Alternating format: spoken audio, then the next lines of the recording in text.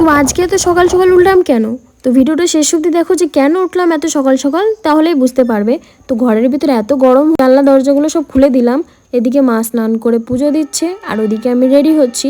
তো আজকে আমরা কোথায় যাবো ভিডিওটা শেষ অবধি দেখো। এই যে আমি রেডি, লাল শাড়ি পরে একদম। তো কাল আমাদের একটা নতুন গাড়ি কিনেছে, তার জন্যই আমরা সবাই এখন রেডি হয়ে নতুন গাড়িটাকে নিয়ে যাব পুজো দিতে মন্দিরে।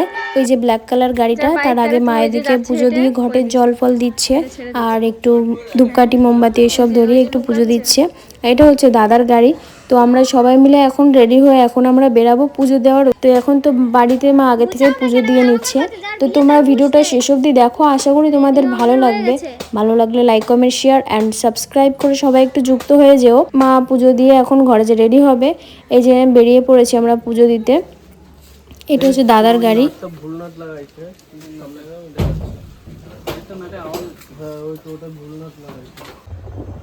এই যে আমাদের বাড়ির গলি থেকে এবার বেরালাম আমরা। এখন যাব হচ্ছে গঙ্গার ঘাটে, ওখানে অনেক মন্দির আছে, ওখান থেকে যাব আমরা পুজো দিতে। আমাদের এখানে মন্দির ওই সন্দেশতলা ঘাটে, ওখানে আমরা গেছিলাম। দিনের বেলায় একটাও লোক নেই বলতে গেলে, আর সন্ধ্যেবেলায় প্রচুর লোক থাকে এখানে। গঙ্গার সাইডে সবাই বসে থাকে এরমভাবে। আর ওই যে শিব মন্দির, ওটা ওখানে প্রচুর ভিড় হয় নীল পুজোর সময়। তো আমরা এখানে দাঁড়িয়ে হাওয়া খাচ্ছি। এখন যাব হচ্ছে ওই যে মা ওখানে চলে গেছে মন্দিরের ভেতরে। এবার ব্রাহ্মণ এসছে, এখন দেবে সব মালা ঠালা পরাবে এখন গাড়িতে। তারপর কী সব নিয়ম আছে ওইসব।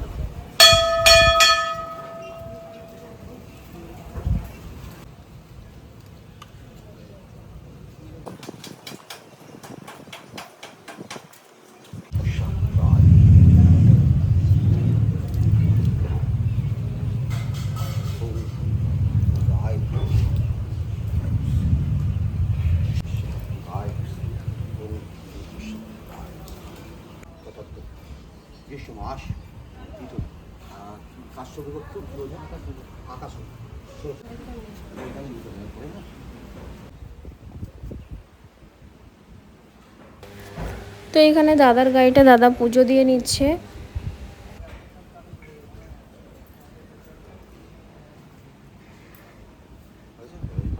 তারপর ব্রাহ্মণ সবাইকে সিঁদুরের ফোঁটা দিয়ে দিচ্ছে। তো আমাদের পুজো দেওয়া কমপ্লিট। এবার দক্ষিণা দিয়ে আমরা এখন বেরিয়ে পড়বো বাড়ির দিকে।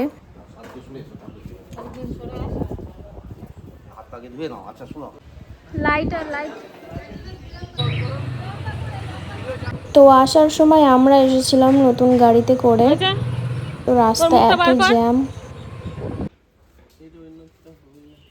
তো পুজো দিয়ে সেই যে আমাদের রান্না কমপ্লিট। টক ডাল, আলু ভাতে আর ডিম ভাজা হয়েছিল। আর যা হবে রাতের বেলায়, যেহেতু লোকজন আসবে বাড়িতে। তো দেখো ভিডিওটা শেষ অবধি দেখো, তোমাদের ভালো লাগবে। ভালো লাগলে সবাই একটু সাবস্ক্রাইব করে দিও। চলো দেখা হচ্ছে অন্য ভিডিও।